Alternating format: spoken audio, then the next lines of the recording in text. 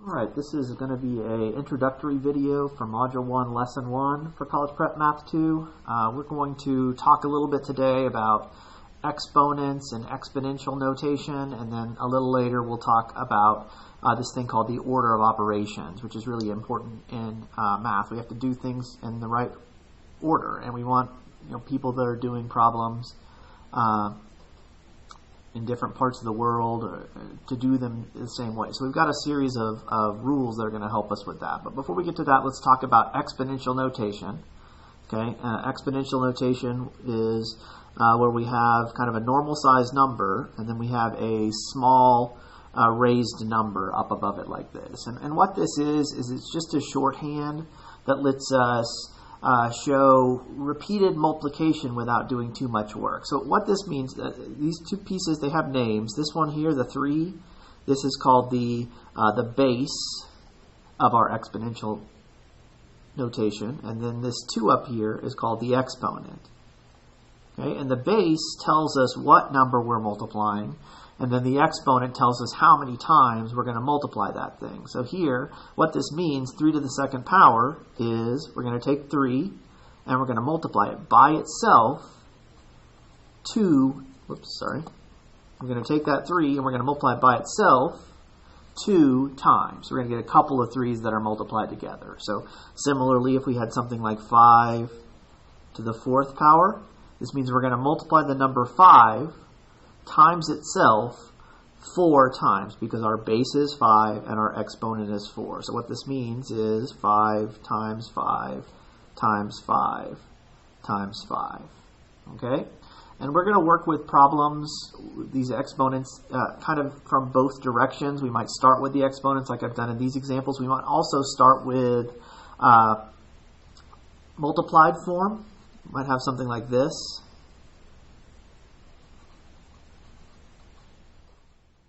Okay, they give us a multiplication like this. They ask us to write using exponential notation, or just write using exponents.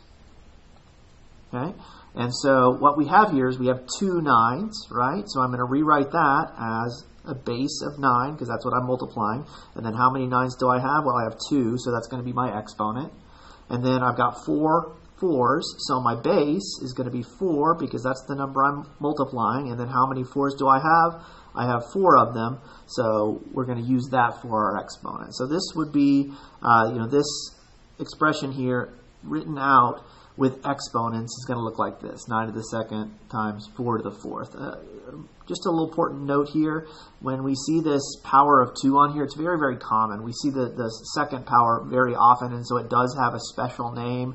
Anytime we see this 9 to the second power, we read that 9 squared. Okay? And similarly, if we have a third power like this, we can read this 7 to the third power, right? But more commonly, we just read this as 7 cubed. So second power is squared, third power is cubed. You'll definitely hear me saying that going forward, so it's important that you know what I'm talking about. Okay? All right. Now, with questions like this, it is pretty important that you pay attention to your instructions, because we might start with something like 4 to the third power, and then our instructions might say to write using repeated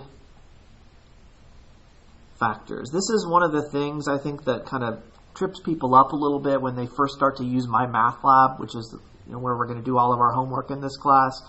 You really have to get in the habit of reading the instructions and making sure you answer the question that they ask. So for this one, repeated factors just means we want to write this out as some stuff that is multiplied together. The word factors are the things that we multiply. Okay? And so when we say that we want to write this using repeated factors, it just means we're going to write 4 to the third as 4 times 4 times 4. And that's it. We're done with that question. But you've got to pay attention, because we could ask you a very similar question, but we could just say simplify. and start with 4 to the third. Okay, and when we see that word simplify, what that means is just do what you can do and work it out as much as you can. And so I would start this problem the same way. I would just write it out as 4 times 4 times 4, but I'm not done because it's not completely simplified. We can multiply 4 times 4 times 4 and work that out. So 4 times 4 is 16. And then 16 times 4, we just multiply that out and we get 64, and that's going to be the answer there. And so that's going to be something you're going to see a little bit in this course.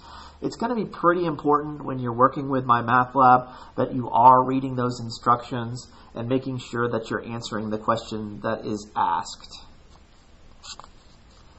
Okay, so I think that's we'll do some more of these exponential expressions as part of our next section, but I think we're going to go ahead and move on and talk a little bit about this thing called the order of operations. I mentioned earlier how this is important because we want everybody to do math the same way. We want everybody to follow the same rules, and that's what the order of operations lets us do. It's basically a priority system which you work your way down. You decide what to do first in a math problem. And there's 4 steps to the order of operations. The first one is we're going to do things that are inside parentheses and other grouping symbols.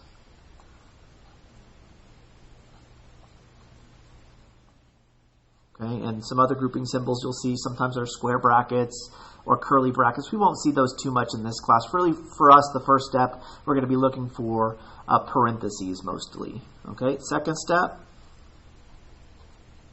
for us is going to be mostly exponents. It can also be roots. I'll mention that because we will see those if you take a College Prep Math 3 class with us. You'll definitely see a lot of roots. But for us, the second step is going to be exponents for the most part. Okay, then the third step is multiplication and division. And you'll notice I didn't say, multiplication then division. Multiplication and division are actually equally important, and how we decide when to do what is we do them from left to right in the problem. And we'll see how we can run into some issues if we don't use this exactly correctly in our problem solving. We'll definitely see some examples of how if you're not following this you can get tripped up a little bit. And then fourth, our last step is to add and subtract from left to right very similarly. And again, this means that addition and subtraction are equally important. And there's a lot of ways to remember these facts. Some people learn like, please excuse my dear Aunt Sally. I'll be honest, I'm not the biggest fan of that because it does trip you up a little bit. The problem with that, and I've seen this all the time, is people will write, please excuse my dear Aunt Sally like this, and then they'll go through this and they say, oh yeah, multiplication and then division, because multiplication is first and division is next. And that's just not correct, right? You'll notice here multiplication and division are both in step 3. They're equally important. So don't do this. If you want to use that, please excuse my dear Aunt Sally, my suggestion would be to set it up like this. Think about, please excuse my dear Aunt Sally. Stack those on top of each other because they're equally important, and we're just going to do whichever one shows up in the problem from left to right in that order, and that's going to get you to the right answers that you want.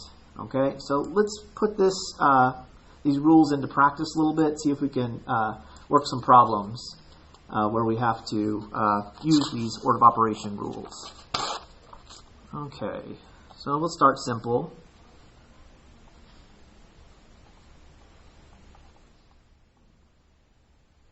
Okay, so let's say we want to do 8 plus 5 times 6. And it's important here that we don't just do 8 plus 5 right off the bat. We can't do that. We have to be thinking about our order of operations and making sure we're doing this in the appropriate order. So if we go through our order of operations, we don't have any parentheses, right?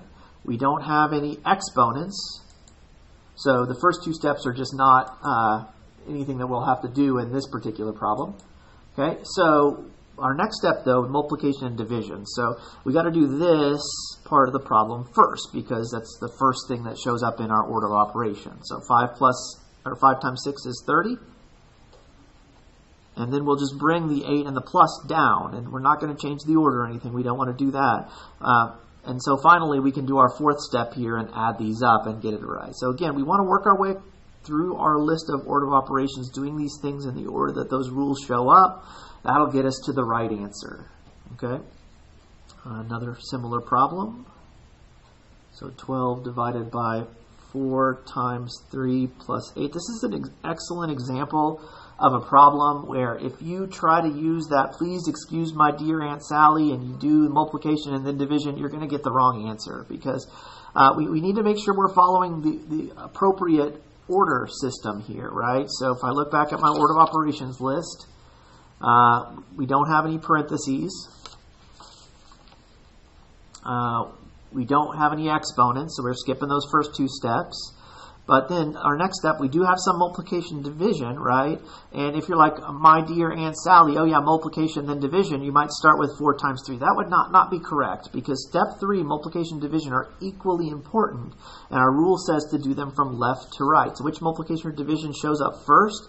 It's this division. We have to start there. Okay, so that's where we're going to get going. 12 divided by 4 is 3. We'll bring everything else on down. Okay, and then we'll continue with our multiplication and division. We do have a multiplication here. 3 times 3 is 9.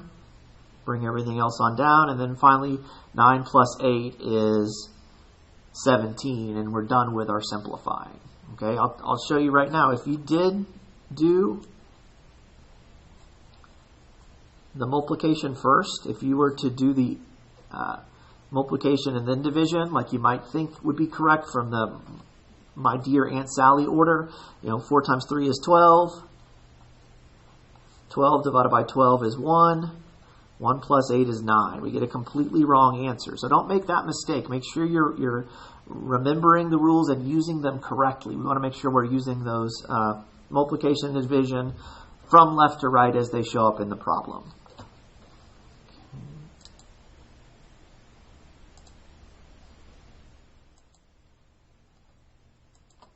Do one that has some exponents in it next.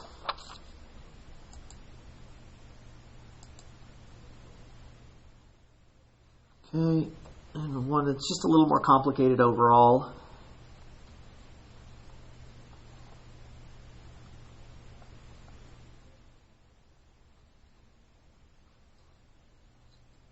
Okay, so let's work our way through this one. Whoops, sorry. So we're going to start going through our order of operations just like we have been. Okay, our first step is to look for parentheses and other grouping symbols. We have a parenthesis here, and we want to work everything inside that parenthesis before we do anything else. But this is a problem where we have multiple pieces inside that same parenthesis, and so we need to work that like its own little order of operations problem. So looking inside this parenthesis here, I'm just focused here, but I don't have any more parentheses inside there. I do have an exponent inside that parenthesis, so I'm going to do that. So 3 squared is 9. Okay, and then to finish up my parenthesis, I'm going to do the 3 plus 9 and get 12. So if we have multiple operations inside of a parenthesis in here, we want to kind of do each one of those pieces on its own. Okay. So we're done with our parentheses. We don't have any more of those. Next, we are looking for exponents, and we do have an exponent, so that's going to be the next step that I work here. So 4 squared. Again, don't make this the mistake. Another common mistake that people make, 4 squared. People think 4 times 2 is 8. Don't do that. This means to multiply 4 times itself 2 times, right? So this is 4 times 4, or 16. So this is going to be 16. We'll bring everything else on down. Okay, and we're done with our exponent. So next we're ready for multiplication and division. And another one of those problems where if you're not careful, you can get caught by the order, right? Because multiplication and division are equally important, and we're going to do them from left to right. So the first one that shows up from left to right is the 12 divided by 3. And then finally 4 times 16. We'll work that out, and that'll give us our answer that we're looking for. Okay, so that was definitely a pretty involved problem. We had an exponent, and we even had multiple little pieces inside of that exponent to simplify, right? So it is very important that you have that order of operations out to the side. Once you've used it enough, you'll start to get comfortable with it. It'll be a little bit more second nature. But when you're first starting this stuff, it's important that you have that list of order of operations steps and you're following those carefully as you're going through the problems. Okay, so hopefully that's enough to get you all started on this Module 1, Lesson 1. Please let me know if you have any questions at all, and I'm looking forward to working with you all this semester.